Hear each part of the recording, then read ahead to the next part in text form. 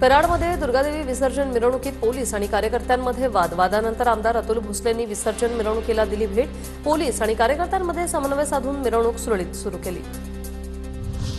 छत्रपती संभाजीनगरमध्ये ड्रग्सची विक्री करणारा अटकेत, 1 लाखांचा मुद्देमाल जप्त, पोलीस उपायुक्तांची माहिती।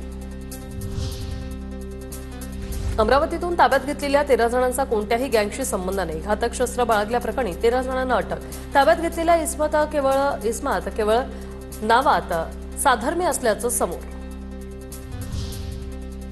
रत्नागिरी जिल्ह्यातील खड्डेमे रस्त्यांच्या विरोधात ठाकरेंची सेना आक्रमक। प्रशासनाला जाग आणण्यासाठी ठाकरेंच्या सेनेचं आंदोलन। रस्त्याच्या मधोमध गाडी थांबवून चक्का जाम आंदोलन।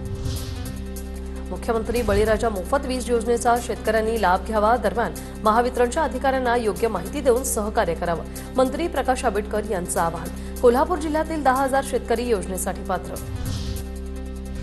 छत्रपती संभाजीनगरमध्ये ट्रकच्या धडकेत बापलेकीचा मृत्यू। आई गंभीर आहे तर उपजिल्हा रुग्णालयात उपचार सुरू आहेत। दुचाकीला ट्रकची धडक आणि पोलीस घटनास्थळी दाखल झाले। छत्रपती संभाजीनगरच्या कन्नड तालुक्यातील पांढरी वस्तीवरील नागरिकांचा रस्त्यासाठी संघर्ष। पळीशी खुर्द गावात जाण्यासाठी रस्ताच नाहीये। 20 वर्षापासून रस्त्यासाठी अर्ज करूनही जिल्हा प्रशासनाने दखल घेतली नसल्याने ग्रामस्थ आक्रमक। अमरावतीत उद्यापासून राष्ट्रसंत तुकडोजी महाराजांच्या 57व्या पुण्यतिथी महोत्सवाला प्रारंभ। उद्यापासून 12 ऑक्टोबरपर्यंत पुण्यतिथी महोत्सव, विविध धार्मिक कार्यक्रम, सामाजिक कार्यक्रमांचं आयोजन।